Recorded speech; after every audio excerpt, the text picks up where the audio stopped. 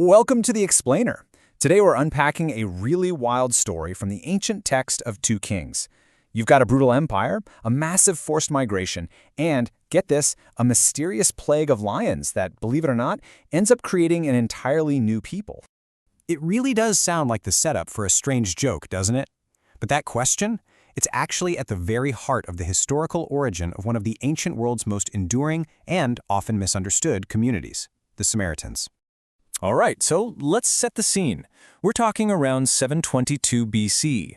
The mighty Assyrian Empire has just steamrolled through the northern kingdom of Israel, and its capital region, Samaria, is basically left a ghost town. Why? Because the Assyrians have forcibly marched the entire native population into exile.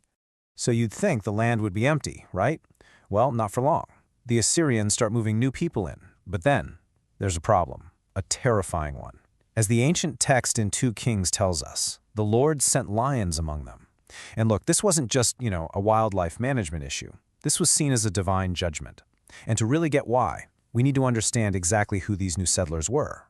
See, the Assyrians had this imperial strategy that was as brutal as it was effective. First, they'd deport the entire local population, just rip them out of their homeland.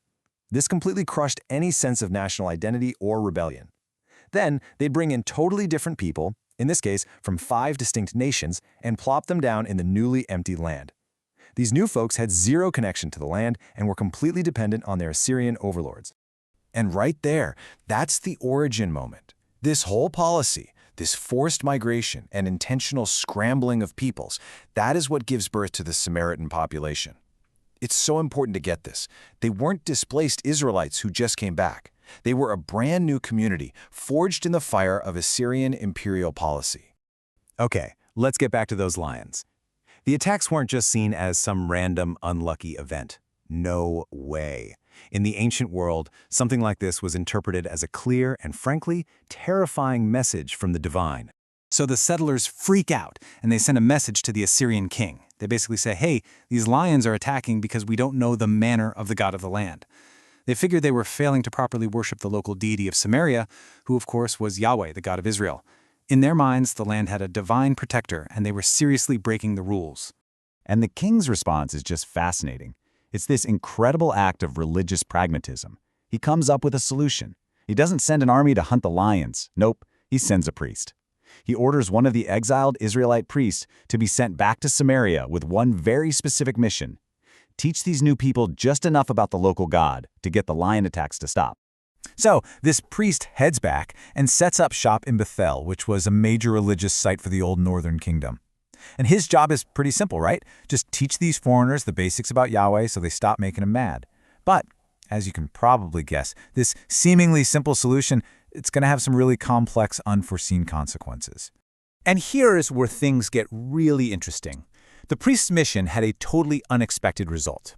See, the new inhabitants, they didn't just abandon their old gods. Oh no. Instead, they just sort of added the worship of Yahweh to their existing collection of gods. And this created a completely unique, blended faith. There's a word for this. It's called syncretism. And you can think of it less like swapping one religion out for another and more like a theological remix. A fusion of different beliefs all mixed together. And this is basically the divine cocktail that was being mixed in Samaria. You have the Babylonians bringing their gods, the people from Cutha worshiping Nergal, the god of plague and war, by the way, and so on, right down the list. Each one of these 5 groups held on tight to its own native traditions.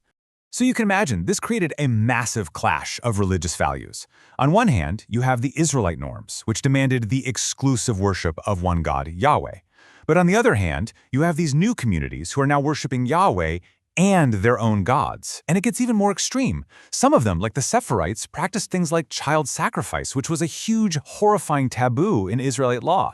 And this one verse from 2 Kings just nails the central contradiction here. It says, they feared the Lord and served their own gods. I mean, think about that. They showed just enough respect for Yahweh to keep the lions from eating them, but their real loyalty, that was still with their original gods. They were basically hedging their divine bets.